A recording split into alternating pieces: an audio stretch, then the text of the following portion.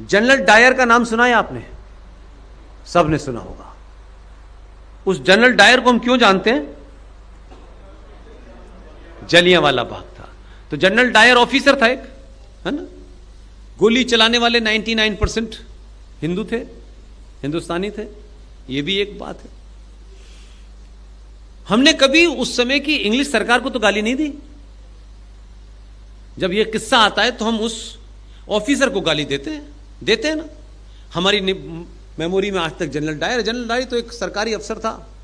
उसे आदेश आया, वो एक एक्सपर्ट था, वो कहता कि नहीं, गोली नहीं चला सकता मैं, ये मेरे मैनुअल में नहीं लिखा हुआ।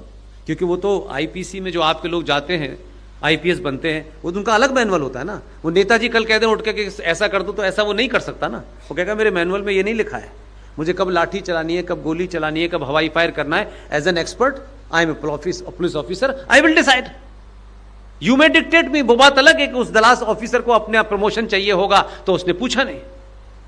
तो जनरल डायर का पत्थर से नाम लिखा हुआ है। जलियांवाला जाएंगे और जितने लोग मारे गए हैं उनके भी नाम मैक्सिमम लिखे गए कि नहीं लिखे गए।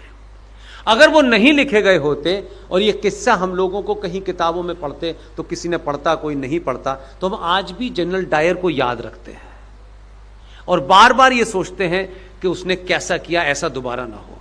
लेकिन इस आजाद भारत में एक घटना घटी है, लेकिन मेरा आदमी, मेरी पार्टी का आदमी, अरे मेरे तो दूर के रिश्तेदार लगते हैं यार, इनको लेने से मेरी जाति। हम कितने मक्कार लोग हैं।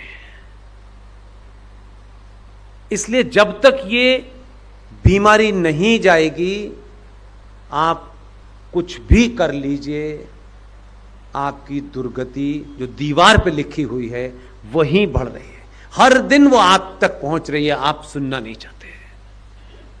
इसलिए मैं फिर कह रहा हूं, अगर शत्रुओं के साथ मेरा सगा भाई भी है, तो वो उतना ही बड़ा शत्रु है जितना बड़ा असली शत्रु है। ये नहीं होगा, इसको बचा लो, इसके पापों को माफ कर दो, क्योंकि ये तो मेरी जाति का है। नहीं। 30 अक्टूबर 1990 से लेकर के 2 नवंबर 1990 तक उत्तर प्रदेश के शहर फैजाबाद के पास एक जगह है अयोध्या। उस समय मुलायम सिंह की सरकार थी और कार सेवकों पे गोली चली। अनगिनत लाशें उस सरयू नदी में थी, सड़कों पे मिली, लोगों ने एक एक फीट जमीन में दबा दिया। कितने लोग घर पहुंचते पहुंचते मर गए।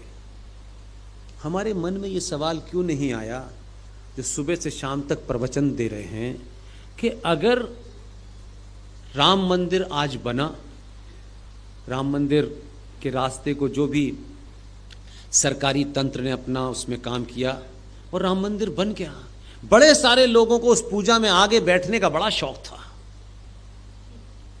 कुछ ने तो सवाल उठाया कि राजा कैसे करेगा, राजा सारा काम करे हैं, तुम पास पांत खाने आ जाओ उसमें।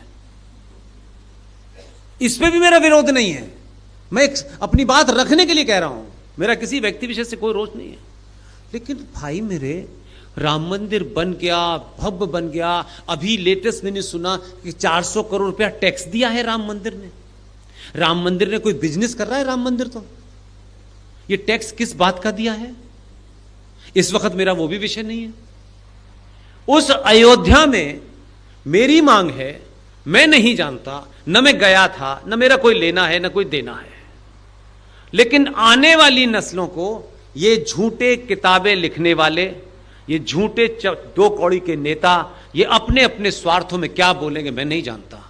मेरी मुहिम है, अयोध्या में एक बड़ी सी दीवार बनाई जाए, पत्थर की दीवार बनाई जाए, और उस पत्थर की दीवार में 30 अक्टूबर से 2 नवंबर के बीच में जिसने भी सनातनी हिंदू पुलिस की गोली में मारे गए हैं, उनके नाम अंकित किए जाएं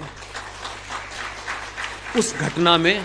और साथ साथ यहां तक तो ताली आपकी वेलकम है, लेकिन उसी पत्थर पर जैसे इंडिया गेट जो बना है, उस इंडिया गेट पे बहुत सारे अंग्रेज़ों के भी नाम हैं, बहुत सारे हिंदुस्तानियों के भी नाम हैं। और ये नाम इसलिए हैं कि वर्ल्ड वॉर 1 में जो सैनिक मारे गए थे, अंग्रेज़ उनका नाम उस इंडिया गेट पे लिखवा के गए हैं, ताकि आने वाली नस्लें पता चलें कि जिसे हम झंडा फहरा रहे हैं, इस झंडे के लिए इन लोगों ने जानें दी थी। वो ये करके गए हैं। इंडिया गेट हमने नहीं बनाया है, उन्होंने बनाया है।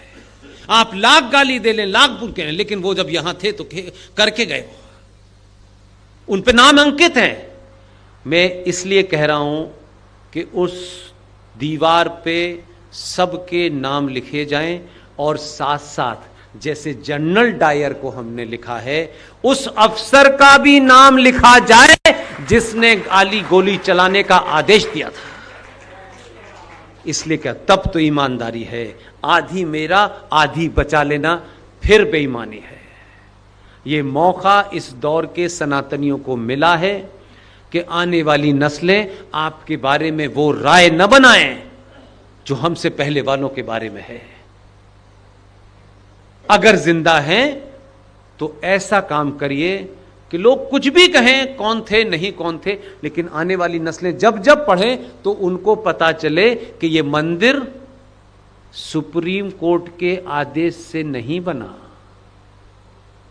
इस मंदिर में राजा के जितने भी शक्ति के उसके हाथ में थी, उसका उसने भरपूर इस्तेमाल किया, जिसका इस्तेमाल करके धनखड़ को बेरोजगार किया है।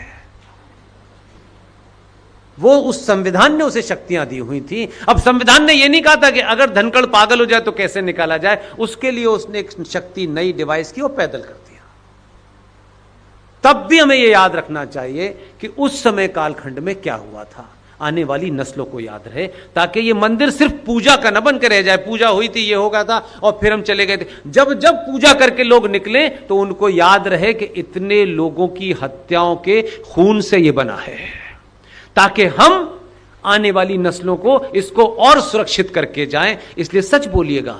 वो पूछेंगे किसने मारा था, किसने नहीं मारा था, हमको इंटरेस्ट नहीं है। जिसने ऑर्डर किया था उसका नाम भी हो, और जितने लोग वीर गति को प्राप्त हैं उसका नाम भी उसमें शामिल हो, तब तो ईमानदारी है। नहीं तो चलता रहेगा, किसने किया नहीं, सब फलाने ने किया, झूठी नेम प्लेट लगा के बहुत लोग चला रहे हैं, उससे चलने वाला नहीं है मामला। इसलिए आज बिना किसी लाग लपेट के, आज भी आपके महाराष्ट्र के लिए बता के जा रहा हूं मैं, आज भी हम लोग छत्रपति शिवाजी को लेकर के बहुत सेंसिटिव लोग हैं। और हम तो उस राज्य से आते हैं जहां छत्रपति शिवाजी के बारे में जानते ही नहीं थे। हम तो उस स्कूल में पढ़े कि छत्रपति शिवाजी हैं कौन, हमको पता तक नहीं था। हुई सी हमने 10वीं क्लास तक कुछ और ही पढ़ा है। वो हमारे उसमें ही नहीं था कि ऐसा कोई था भी आदमी कि नहीं आदमी था, क्योंकि पढ़ना, क्लास जाना, खेलना, उसके अलावा हमारी जिंदगी। ये बाद में जब पता चला तो सिर्फ महाराष्ट्र के लोगों को तो सच बोलना चाहिए जो छत्रपति शिवाजी की लेगेसी को लेकर घूम रहे हैं। ये चोटे छत्रपति शिवाजी की मूर्ति लेने लायक हैं? इनको उनका पोस्टर के नीचे अपना पोस्टर लगा के शिवाजी का कद छोटा मत करो यार। शिवाजी कोई चौराहे वैसे ऐसे नहीं घरों में पैदा होते हैं।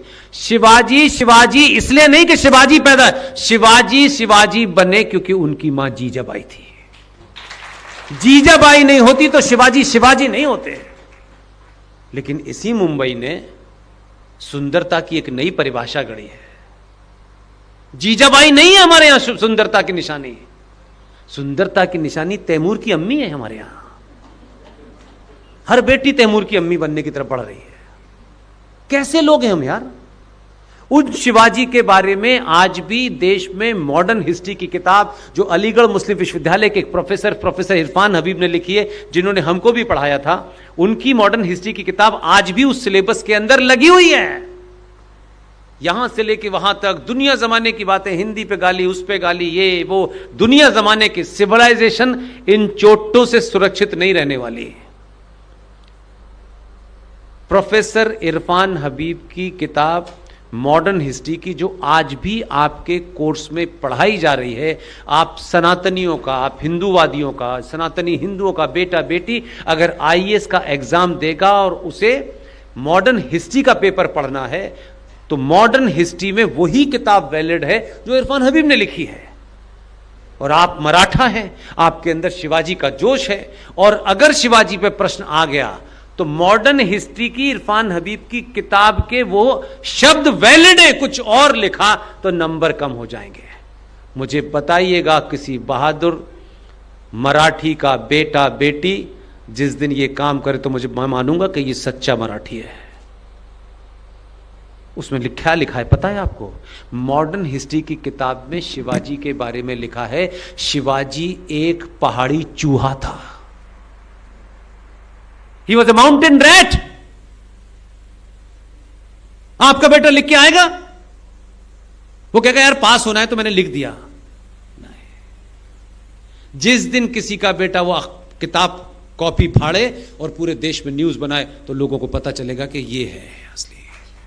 ऐसा नहीं, किसी ना किसी को कुछ ना कुछ नुकसान उठाना पड़ेगा। आप आज उठा लेंगे तो 10 दिन की जगह ये दूरी 50 दिन हो जाएगी। जितना लेट उठाएंगे उतने दिन कम हो रहे हैं। आप जिनके भरोसे खड़े हुए हैं वो आपकी रक्षा के लिए नहीं है, कोई नहीं है। इसलिए चीजों को समझने की कोशिश कीजिए। समय आपके पास नहीं है।